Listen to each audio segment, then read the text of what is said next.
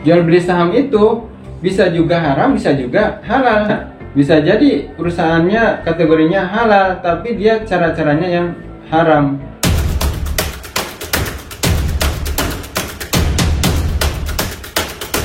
Jangan lupa subscribe, like, and comment.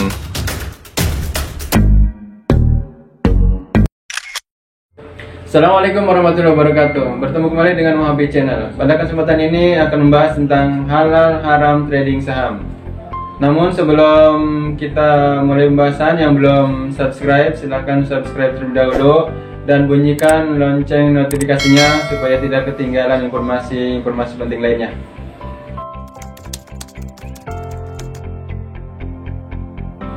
Baik, sebelum membahas tentang halal haram trading saham, kita ketahui dulu apa yang dimaksud dengan saham. Saham adalah surat tanda bukti kepemilikan seseorang terhadap perusahaan. Artinya bahwa ketika seorang memiliki saham, dia memiliki perusahaan tersebut sesuai dengan porsinya atau banyak sedikitnya saham yang dimiliki. Jadi surat saham ini sama dengan surat berharga lainnya, seperti surat tanah atau surat kendaraan. Yang dilihat bukan suratnya tapi bendanya itu. Contoh, ada orang memiliki tanah di daerah Sudirman. Walaupun surat tanahnya itu lecak, kumal, jelek, tapi tanahnya itu bernilai miliaran. Jadi hukum memiliki saham sama dengan hukum memiliki perusahaan tersebut. Jadi itu pengertian saham.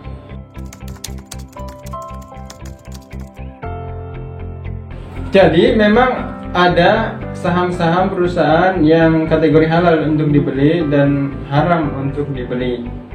Sama seperti produk, jadi barang yang kita beli juga bisa haram. Contohnya orang membeli daging babi atau membeli minuman alkohol, minuman keras dan lain sebagainya. Itulah produk-produk yang haram. Begitupun saham. Saham juga akan masuk kategori haram ketika dia membeli produk atau saham yang memproduksi barang-barang yang diharamkan. Nah, menurut Dewan Syariah Nasional MUI atau DSN, ini ada fatwanya nomor 40 tahun 2002, kategori saham perusahaan yang haram yaitu perusahaan yang memproduksi barang yang menimbulkan mudarat, yang menimbulkan kerusakan, seperti perusahaan yang memproduksi senjata dan lain sebagainya. Yang kedua yaitu perusahaan yang melakukan perdagangan ilegal, itu termasuk kategori yang diharamkan. Kemudian yang ketiga, perusahaan yang memproduksi barang-barang tadi yang diharamkan, seperti produk yang mengandung babi, produk yang mengandung minuman keras atau alkohol, dan termasuk produk rokok dan sebagainya. Itu termasuk perusahaan yang sahamnya itu diharamkan. Nah, berikutnya adalah perusahaan-perusahaan yang bergerak di bidang perjudian, itu pun hukumnya haram. Semua perusahaan yang bergerak di bidang jasa keuangan yang mengandung riba itu semuanya haram. Dan juga perusahaan-perusahaan yang mempunyai utang kepada lembaga keuangan konvensional melebihi dari 45% dari asetnya. Seperti itu, perusahaan-perusahaan yang kategorinya sahamnya haram untuk dibeli.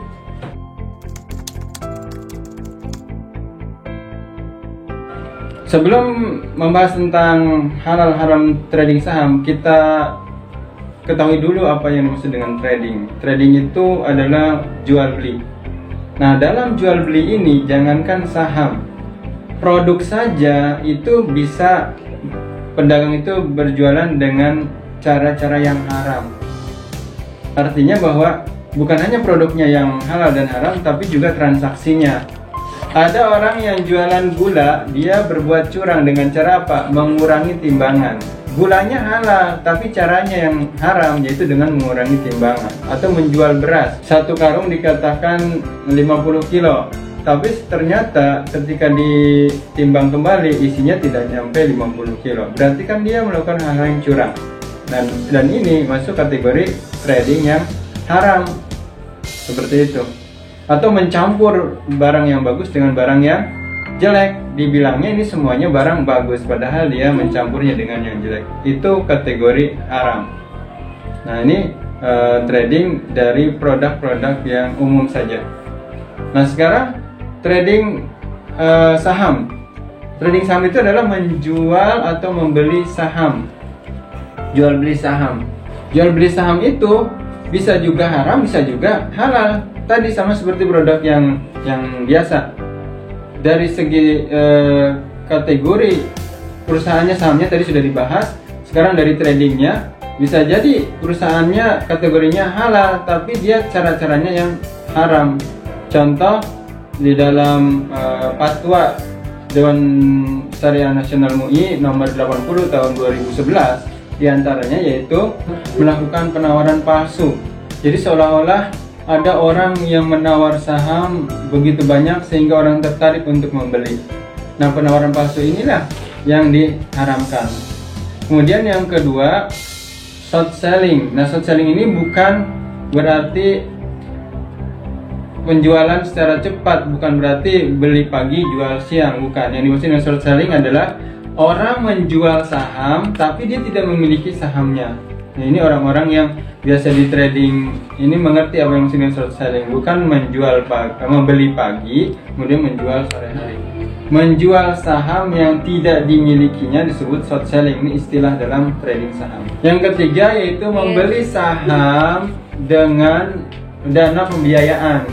Biasanya ketika orang menjadi trader, dia itu diberikan fasilitas oleh broker atau sekuritas, dana talangan.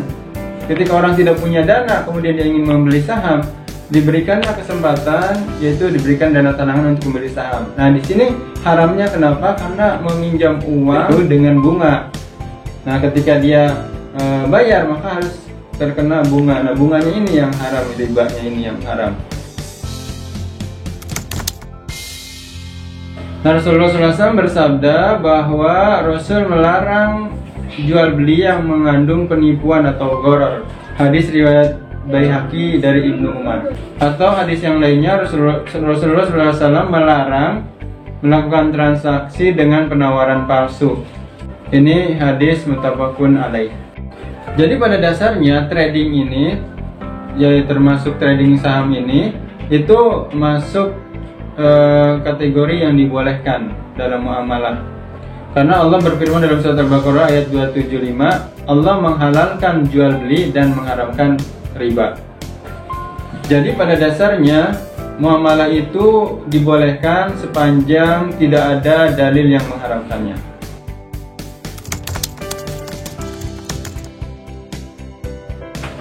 Jadi spekulasi itu belum tentu judi.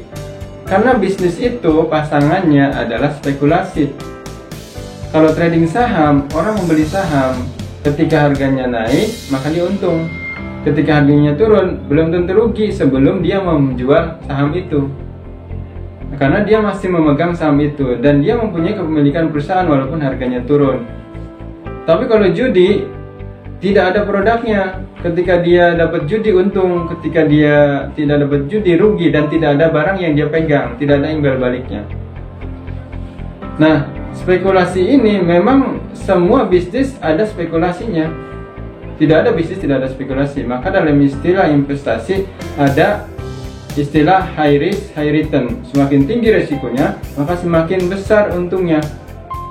Kita ilustrasikan, seseorang ingin mendapatkan untung dari penjualan sapi. Dia membeli sapi 10 bulan sebelum Idul Kurban dengan harapan sapinya akan semakin gemuk dan harganya akan semakin tinggi ketika Idul Kurban. Di tengah perjalanan atau menuju ke Idul Kurban itu ternyata sapinya hamil dan melahirkan. Berarti orang itu dapat untung dari anak sapi. Kemudian sapi itu juga ada susunya, karena biasanya kalau melahirkan susunya banyak.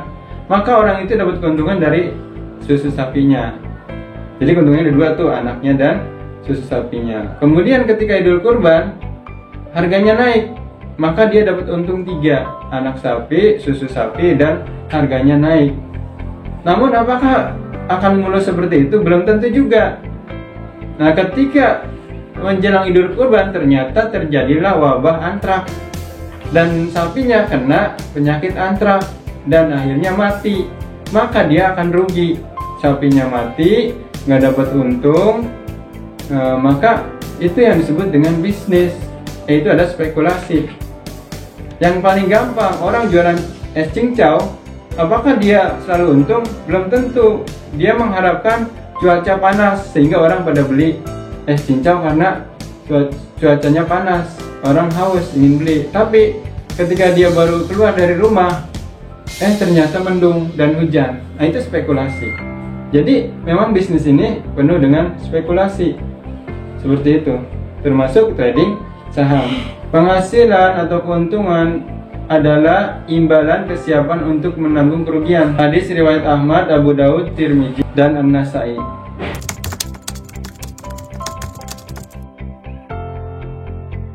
Memang hampir semua perusahaan mempunyai hutang kepada lembaga keuangan konvensional. Nah, menurut Fatwa Dewan Syariah Nasional MUI nomor 40 tahun 2002, bahwa perusahaan yang memiliki hutang kepada lembaga keuangan konvensional tidak lebih dari 45% dari aset perusahaan, maka masuk kategori saham tersebut saham syariah.